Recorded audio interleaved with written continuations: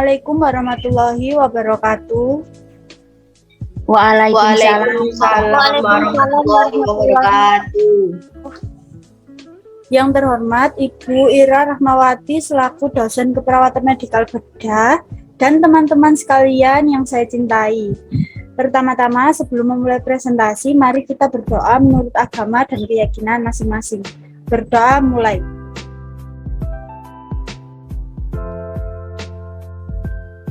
Berdoa selesai. Baik, langsung saja untuk kelompok 6 mempresentasikan hasil kerja kelompoknya.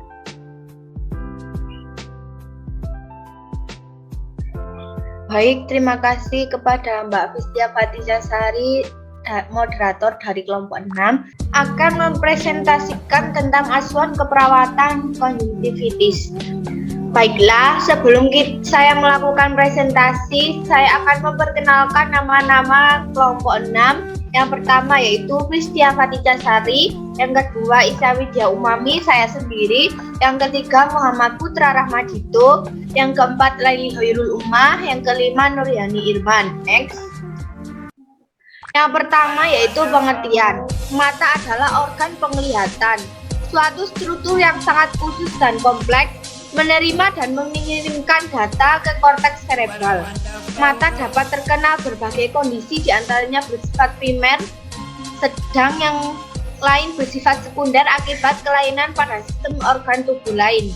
Kebanyakan kondisi tersebut dapat dicegah bila terdeteksi awal, dapat dikontrol, dan penglihatan dapat dipertahankan menurut Donges 2012. Kelainan-kelainan umum yang terjadi pada mata orang dewasa meliputi yang pertama, radang atau inflamasi pada kelopak mata, konjungtiva, kornea, koroid, badan siriasi, dan iris. Yang kedua yaitu katarak, kekeruhan lensa. Yang ketiga, glaukoma, peningkatan tekanan dalam bola mata atau TIO. Yang keempat, retina robek atau lepas. Next. Dari 74 kasus konjungtivi adalah umum pada orang dengan jenis kelamin perempuan 38 pasien atau 51,4%, dan pada pria hanya 36 pasien atau 48,6%. Sebagian besar pasien dengan konjungtivitis menurut jenis kelamin adalah 51,4% perempuan. Sebagian besar pasien dengan konjungtivitis berdasarkan usia pasien adalah 40,5%, pasien dengan kelompok usia 11-18 tahun. Sebagian besar pasien berdasarkan tanda-tanda klinis konjungtivis adalah 100% mata merah dan berair.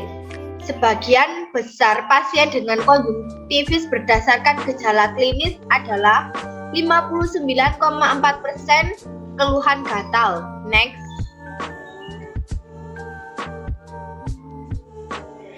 Yang ketiga yaitu etiologi. Penyebab dari konjungtivitis bermacam-macam, yaitu bisa disebabkan oleh bakteri, virus, infeksi chlamydia, konjungtivitis, alergi. Konjungtivitis bakteri biasanya disebabkan oleh Staphylococcus, Streptococcus, Pneumococcus, dan Haemophilus. Sedangkan konjungtivitis virus paling sering disebabkan oleh adenovirus, dan penyebab lainnya yaitu organisme Focacciae dan Procanavirus, namun sangat jarang. Penyebab konjungtivitis lainnya yaitu infeksi chlamydia yang disebabkan oleh organisme Chlamydia trachomatis menurut James dan kawan-kawan 2005. Konjungtivitis yang disebabkan oleh alergi diperantarai oleh IgE terhadap alergen yang umumnya disebabkan oleh bahan kimia menurut Ilyas 2008. Next. Klasifikasi. Berdasarkan penyebab konjungtivitis dibagi menjadi 4, yaitu konjungtivitis yang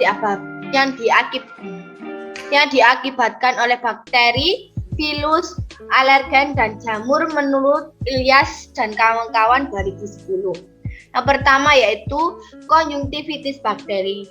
Konjungtivitis bakteri adalah inflamasi konjungtiva yang disebabkan oleh Staphylococcus, Streptococcus, Pneumococcus, dan Haemophilus menurut James dan kawan-kawan 2005. Yang kedua, konjungtivitis virus merupakan penyakit umum yang disebabkan oleh berbagai jenis virus dan berkisar antara penyakit berat yang dapat menimbulkan cacat hingga infeksi ringan yang dapat sembuh sendiri dan dapat berlangsung lebih lama daripada konjungtivitis bakteri, menurut Vaughan 2010. Yang ketiga, konjungtivitis alergi. Konjungtivitis alergi merupakan bentuk alergi pada mata yang paling sering dan disebabkan oleh reaksi inflamasi pada konjungtiva yang diperantarai oleh sistem imun, menurut Cuvillo dan kawan-kawan 2009. Yang keempat, konjungtivitis jamur. Konjungtivitis jamur biasanya disebabkan oleh Candida albicans dan merupakan infeksi yang jarang terjadi. Penyakit ini ditandai dengan adanya bercak putih yang dapat timbul pada pasien diabetes dan pasien yang mengalami keadaan sistem imunnya terganggu. Selain Candida sp, penyakit ini juga bisa disebabkan oleh sporotik, Schenck, Rhinopostrodium cerberi, dan Coccidioides iminitis, walaupun jarang, menurut Vaughan 2010. Next. Yang kelima yaitu manifestasi klinis. Gejala subjektif meliputi rasa gatal atau ngeres atau tercakar atau terasa ada benda asing. Penyebab keluhan ini adalah edema konjungtiva, terbentuknya hipertrofi papilaris, dan folikel yang menyebabkan perasaan adanya benda asing di dalam mata. Gejala objektif meliputi hiperemia konjungtiva, epirofa atau keluar air mata berlebihan, pseudoptosis atau kelopak mata atas seperti akan menutup, tampak semacam membran atau pseudomembran akibat koagulasi bikin. Yang keenam, patofisiologi. Mikroorganisme atau virus, bakteri, jamur, bahkan alergen iritasi menyebabkan kelopak mata terinfeksi sehingga kelopak mata tidak dapat menutup dan membuka sempurna. Karena mata menjadi kering sehingga terjadi iritasi menyebabkan konjungtivitis. Pelebaran pembuluh darah disebabkan karena adanya peradangan ditandai dengan konjungtivita dan sklera yang merah, edema, rasa nyeri, dan adanya sekret mukopurulen, menurut Silverman 2010. Selanjutnya akan dipresentasikan oleh teman saya Laili Hoirul Umah. Silakan. Baik, terima kasih. 7. Penata laksanaan. Secara umum, pengobatan dapat dilakukan dengan menggunakan sulfonamid atau sulfasamid 15% atau antibiotik atau gentamicin 0,3%, chloraphenicol 0,5%. Konjungtivitis akibat alergi dapat diobati dengan antihistamin atau antazolin 0,5%, napazolin 0,05% atau dengan kortikosteroid atau dexamethasone 0,1%. Umumnya, konjungtivitis dapat sembuh tanpa pengobatan dalam waktu 10-14 hari dan dengan pengobatan sembuh dalam waktu 1-3 hari. Next. 8. Asuhan keperawatan. A. Pengkajian. Nama Tuan M. Tempat tanggal 13 Februari tahun 1981. Umur 36 tahun. Jenis kelamin laki-laki, agama Islam, pendidikan SMA, pekerjaan wira swasta, alamat Malang, warga negara Indonesia, MRS 27 Mei 2019. No registrasi 132005. Bahasa yang digunakan bahasa Indonesia. Penanggung jawab nama Nyonya P, umur 34 tahun, alamat Malang. Hubungan dengan klien istri. Next. Keluhan utama. Pasien datang berobat jalan ke rumah sakit pada tanggal 27 Mei 2019 dengan keluhan kelopak mata bengkak, nyeri, mata merah dan gatal-gatal. Riwayat kesehatan sekarang. A. Provokatif atau paliatif. 1. Apa penyebabnya? Penyebabnya adalah virus dan bakteri. 2. Hal-hal yang memperbaiki keadaan. Pasien langsung dibawa oleh keluarga ke rumah sakit setempat. B. Quantity atau quality. 1. Bagaimana dirasakan. Pasien merasakan nyeri dan gatal-gatal di sekitar mata. 2. Bagaimana dilihat. Pasien dilihat merasa kesakitan di daerah mata. Next. C. Region. 1. Di mana lokasinya? Di sekitar mata. 2.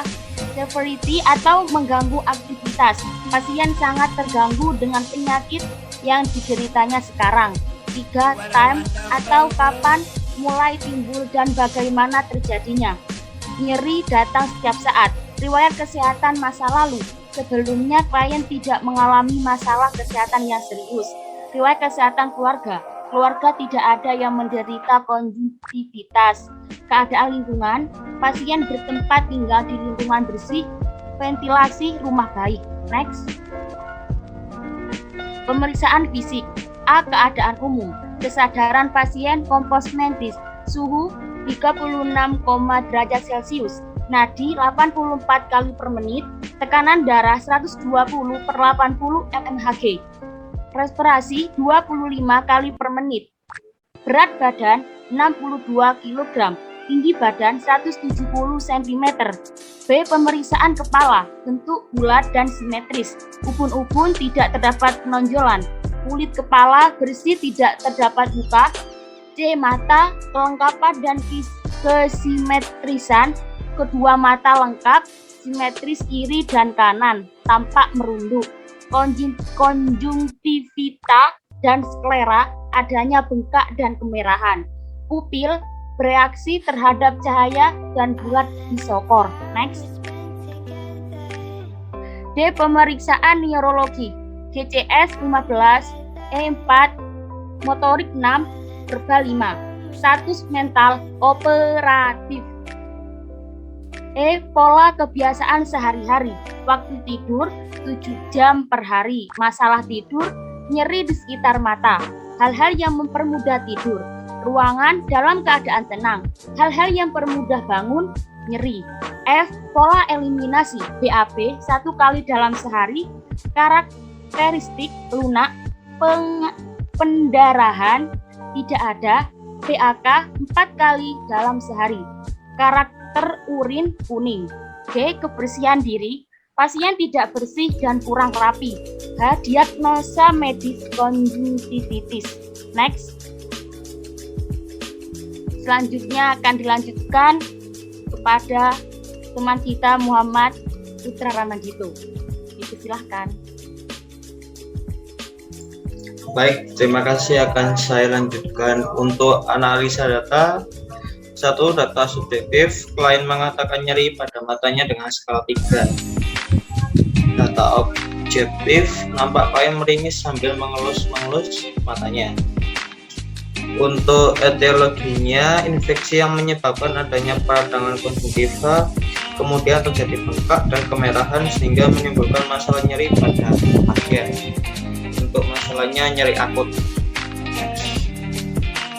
Untuk masa keperawatan, nyeri akut berhubungan dengan agen pencedera fisiologis atau inflamasi, dibuktikan dengan klien mengalami nyeri dengan kode D.0077.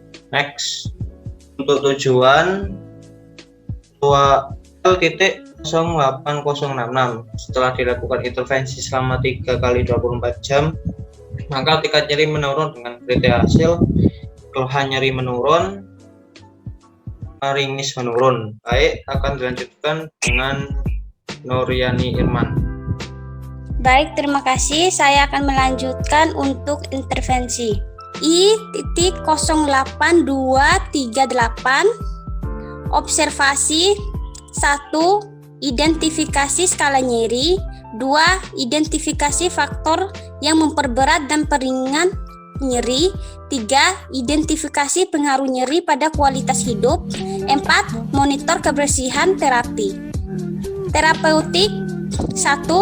Berikan teknik non-farmakologi untuk mengurangi rasa nyeri, misalnya teks, hipnosis, akupresus, terapi musik, biofeedback, terapi pijat, aromaterapi, teknik imajinasi terbimbing, kompers hangat atau dingin, terapi bermain.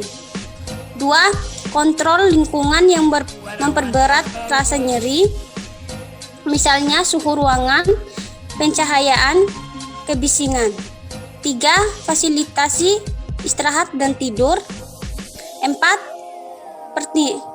Pertimbangan jenis dan sumber nyeri dalam pemilihan strategi peredakan nyeri.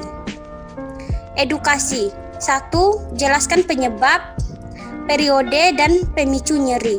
2. Jelaskan strategi meredam nyeri. 3. Anjurkan penggunaan analgetik secara tepat. Next.